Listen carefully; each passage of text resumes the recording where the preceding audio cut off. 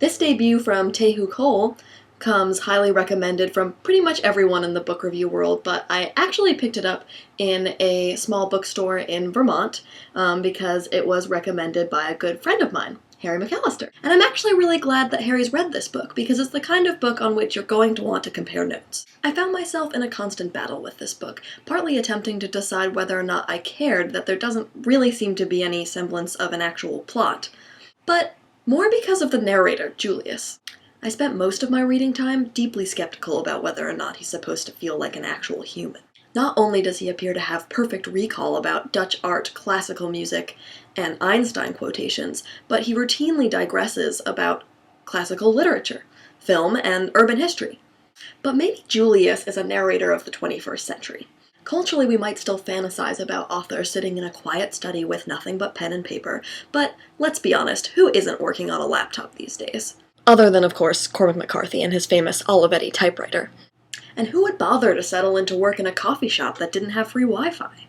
What would it really mean to write in a voice that reflected all of this change? Might it not actually sound something like Julius?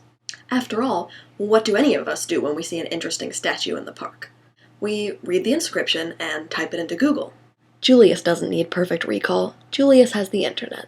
One of the things that makes this a little difficult in Open City is that Julius never really turns inward, and he never mentions that he is the voice of the novel.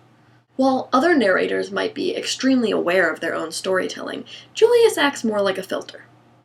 In a way, this makes him all the more suspicious. Other first-person narrators level with you. They admit to perhaps exaggerating this or that, and they invite you into their secrets, their hopes and their fears. But the filter narrator doesn't provide that kind of context. Instead, you have to get to know your narrator by using his gloss on the outside world to guess about what's going on inside his head. Remember when I mentioned that Captain Asks for a Show of Hands was a book about outsides and insides? The relationship between outsides and insides is also at the core of Open City, but in a totally different way. Julius remarks often on the abruptness of urban space. You're walking between these narrow buildings and then suddenly you find yourself maybe in a park.